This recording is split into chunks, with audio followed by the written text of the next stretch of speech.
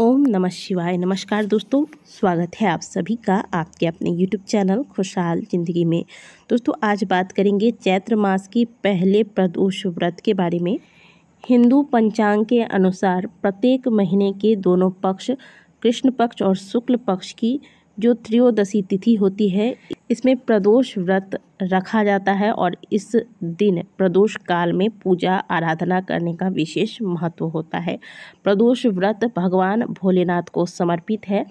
साल 2024 में चैत्र मास का जो पहला प्रदोष व्रत है वह 6 अप्रैल को पड़ रही है, यानी कि आज है शनि प्रदोष। मान्यता है कि इस दिन किए गए पूजा पाठ और सरल उपायों से देवादिदेव महादेव अत्यंत शीघ्र प्रसन्न होते हैं और अपने भक्तों की सभी मनोकामनाएं पूर्ण करते हैं, उन्हें सुख समृद्धि का आशीर्वाद देते हैं।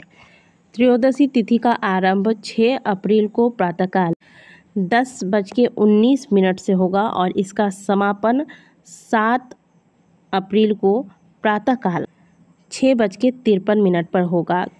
प्रदोष तिथि में प्रदोष काल की प्राप्ति आज यानी कि 6 अप्रैल को हो रही है, इसीलिए आज ही प्रदोष का व्रत रखा जाएगा। जो भी आपको पूजा पाठ उपाय इत्यादि करना है वो आज ही किए जाएंगे। प्रदोष पूजन का जो शुभ मुहूर्त होगा वो होगा आज शाम 6:42 से लेकर रात्रि 8:58 तक। इसी बीच आपको प्रदोष की पूजा करनी है, या फिर यदि आप कोई उपाय करना चाहते हैं प्रदोष की तो वो भी आपको इसी बीच करना है। शनि प्रदोष में भगवान भोलेनाथ की पूजा के साथ साथ यदि शनि संबंधित चीज़ों का दान किया जाए, क्योंकि शिव महापुराण के अंतर्गत कुछ ऐसी वस्तुओं के दान का वर्णन किया गया है जिससे व्यक्ति के जीवन में चल रहा बुरा से बुरा समय कट जाता है। तो आज के दिन यदि आप शनि संबंधित चीज़ों का दान करते हैं, जैसे काले तिल का दान करते हैं, सरसों के तेल का दान करते हैं, काली उड़द का दान करते हैं, तो इससे शनि संबंधित समस्याएं समाप्त होती है। आज भगवान भोलेनाथ का अभिषेक शुद्ध जल में गंगा जल मिलाकर तिल डालकर इस जल से महादेव का अभिषेक करें और महादेव को शमी के पत्र अर्पित करें। फिर महादेव के समक्ष बैठकर ओम नमः शिवाय मंत्र का 108 बार जाप करें, शिव चालीसा का पाठ करें, महादेव की आरती करें। ऐसा करने से शनि के अशुभ प्रभाव से राहत मिलती है। यदि आप प्रदोष व्रत नहीं भी रखते तो भी आप प्रदोष काल में महादेव के मंदिर जाकर उनकी पूजा आराधना कर सकते हैं। बस ध्यान रखिएगा कि दिन भर जो भी आप भोजन करते हैं वह शुद्ध सात्विक होना चाहिए। यदि आप प्रदोष का व्रत नहीं रखते तो भी आप प्रदोष की पूजा कर सकते हैं, लेकिन ध्यान रखिएगा कि यदि प्रदोष के एक दिन पहले आपने मांसाहार का सेवन किया है तो भूल से भी आप प्रदोष की पूजा ना करें। अब बहुत से लोग सोचते हैं कि हम बाल धोकर स्नान कर लेंगे, इसके बाद पूजा करेंगे, उपाय करेंगे। तो आप स्वयं देखिएगा कि जब भी आप कोई व्रत धारण करते हैं उसके एक दिन पहले आपको बाल धोकर स्नान करने के लिए कहा जाता है, शुद्ध सात्विक भोजन लेने के लिए कहा जाता है, ताकि हम शारीरिक रूप से अंदर से शुद्ध होकर भगवान की पूजा आराधना करें। शुद्ध मन और शुद्ध तन दोनों ही भगवान की आराधना के लिए बहुत आवश्यक है। तो यदि आप नॉनवेज वगैरह एक दिन पहले लेते हैं तो भूल से भी आपको प्रदोष की पूजा नहीं करनी है। दोस्तों शनि प्रदोष है, शनिवार का दिन है। यदि आप किसी व्यापार से जुड़े हुए हैं और वो व्यापार नहीं चल रहा है, आप जिस भी कार्य से जुड़े हुए हैं उस कार्य में आपको सफलता नहीं मिल रही है, या फिर आपको लगता है कि अचानक से वह कार्य जो है वह ठप हो चुका है, तो ऐसे में शनि प्रदोष का दिन है।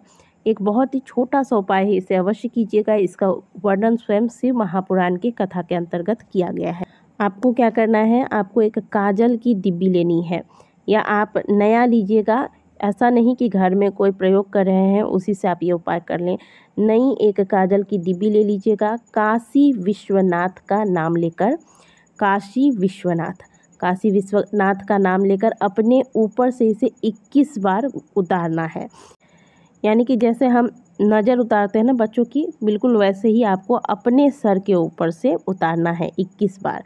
21 बार उतारने के बाद अब इस काजल की डिब्बी को ले जाकर आप पीपल के पेड़ के नीचे थोड़ा गड्ढा करके दबा दीजिए। अगर पीपल का पेड़ नहीं है तो किसी दूसरे पेड़ के नीचे भी आप दबा सकते हैं। इस उपाय को करने मात्र से आप के ऊपर लगा हुआ शनि दोष, शनि की कुदृष्टि जब किसी व्यक्ति पर पड़ जाती है तो उसका व्यापार ठप हो जाता है। जिस कार्य में हाथ लगाता है वह कार्य जो है वह मंदा चला जाता है। तो इस प्रकार की समस्याओं से बचने के लिए आप ये उपाय अवश्य कीजिएगा। छोटा सा उपाय है, इससे शनि की कुदृष्टि समाप्त हो जाती है।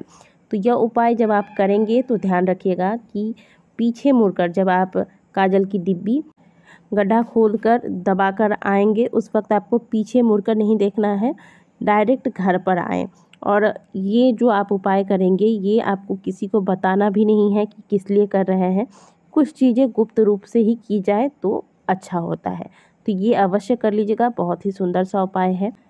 अगला उपाय दोस्तों मनोकामना पूर्ति के लिए है। इसे भी शनि प्रदोष के दिन करना है। एक पात्र में आप सरसों का तेल भर लें और महादेव के मंदिर जाएं। महादेव के मंदिर जाकर इस तेल से महादेव के शिवलिंग का अभिषेक करना है। जब आप सरसों का तेल महादेव के शिवलिंग पर चढ़ा रहे होंगे तो तेल चढ़ते समय आपको महादेव के शिवलिंग पर त्रिपुंड बना देना है। इसके बाद आप अपने दाहिने हाथ की जो अनामिका उंगली है, जो कनिष्ठ उंगली के बगल वाली जो उंगली है अनामिका उंगली, इससे महादेव के शिवलिंग को स्पर्श कीजिए और अपनी जो भी मनोकामना है महादेव के समक्ष बहुत ही श्रद्धा भाव से आपको कह देना है। यह मनोकामना पूर्ति के लिए बहुत ही सुंदर सा उपाय है। इसे केवल शनि प्रदोष पर ही किया जा सकता है। इस उपाय को करने मात्र से बाबा विश्वनाथ न सिर्फ आपकी मनोकामनाओं को पूर्ण करते हैं, यदि आपके कुंडली में शनि संबंधित समस्याएं हैं या फिर किसी भी प्रकार का ग्रह दोष लगा है तो वह दोष भी आज महादेव की कृपा से समाप्त हो जाते हैं। तो बहुत ही सुंदर सा सरल सा उपाय है, इसे अवश्य कीजिएगा। शनि प्रदोष के अलावा और बाकी किसी प्रदोष में आपको ये उपाय नहीं करना है, केवल शनि प्रदोष पर ही इस उपाय को किया जा सकता है। इस उपाय को करने के लिए आपको व्रत की आवश्यकता नहीं है। अगर आप व्रत करते हैं तो ज़रूर कीजिएगा, लेकिन व्रत नहीं करते हैं तो भी आप इस उपाय को कर सकते हैं। यह उपाय केवल मंदिर में ही जाके करना है। अब ध्यान रखिएगा कि जैसे आप तेल चढ़ा लेते हैं और आपने मनोकामना वगैरह बोल दिया महादेव के शिवलिंग को स्पर्श करके, इसके बाद 1 लोटा शुद्ध जल महादेव के शिवलिंग पर पुनः अर्पित कर दीजिएगा। तो दोस्तों शनि प्रदोष पर महादेव के मंदिर में जाकर शिवलिंग के दर्शन कीजिए, महादेव के आरती के दर्शन कीजिए। जो उपाय आपको बताए गए इन उपायों को कीजिए और महादेव को प्रसन्न कीजिए। आशा करते हैं कि दी गई जानकारी आपको अच्छी लगी होगी। वीडियो अगर आपको अच्छी लगी है तो वीडियो को लाइक ज़रूर कीजिएगा। कमेंट बॉक्स में हर हर महादेव अवश्य लिखिएगा। मिलते हैं आपसे अगली वीडियो में, तब तक के लिए ओम नमः शिवाय, हर हर महादेव।